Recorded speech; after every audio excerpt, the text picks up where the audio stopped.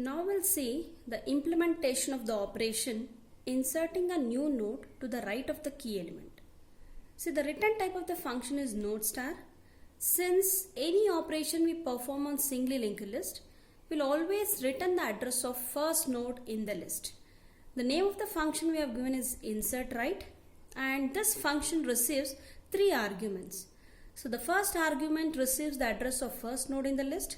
Second argument receives the data to be inserted, and third argument receives the key element which we need to search for. And these are the variables that are declared locally: new node and temp. So new node holds the address of the dynamically allocated memory for a node, and temp is a pointer we are using to traverse the list. So first we are going to check whether the list is empty or not. You know how to check it. We'll check the first pointer. If it is null, then we can infer that it is an empty list. So we are going to print empty list message, and we are going to return null to the calling function. If the list is not empty, then the control comes to the next statement after the if block, where we are taking the copy of first node in temp and we are going to traverse the list.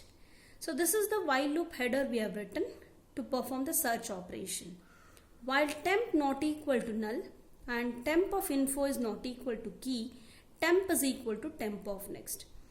So we are going to keep on traversing the list until the list gets exhausted or until we have found the key element. If the while loop terminates because of failure of the first condition, we can infer that we have processed the entire list and we have not found the key element. If the while loop terminates because of the failure of second condition, we can infer that we have found the key element. So once the loop terminates, we are going to test this condition if temp is equal to null, meaning if the list is exhausted, we are printing the error message, so key %d is not found. If the list is not exhausted, control goes to the else block, where that means we have found the key element. So this is the procedure we are following. We'll first allocate the memory for the new node using malloc. Then we'll store the data in the info field of the new node, and we are going to connect the new node to the list to the right of the key element. So these are the 2 statements we are going to write to connect the new node to the right of the key element. That is, new node of next is equal to temp of next and temp of next is equal to new node.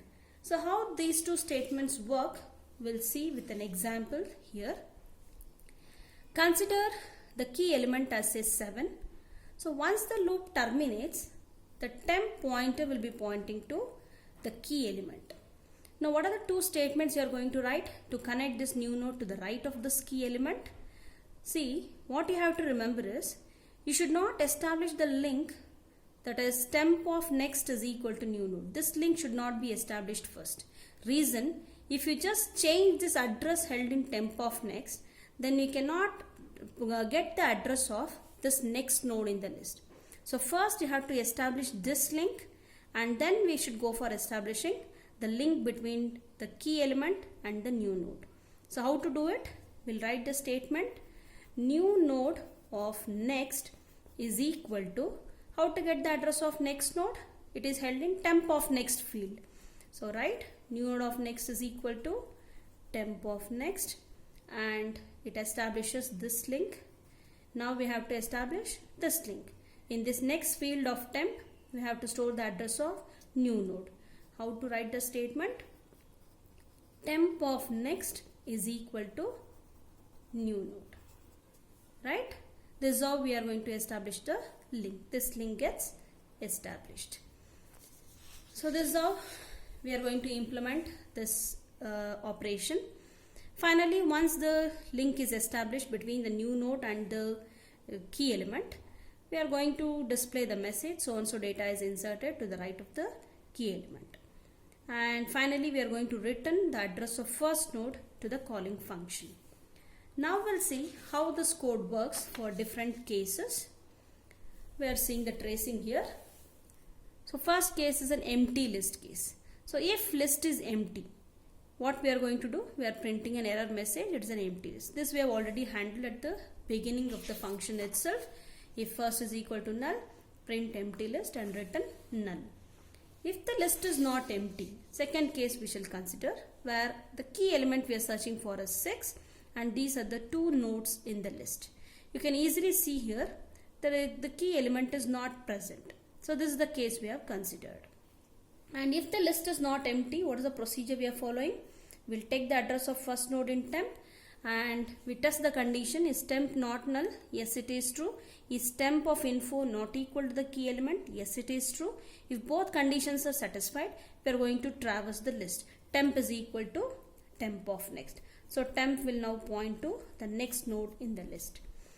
Now with this status of the pointer, the control comes the beginning of the while loop. And again we are testing the condition. Is temp not null?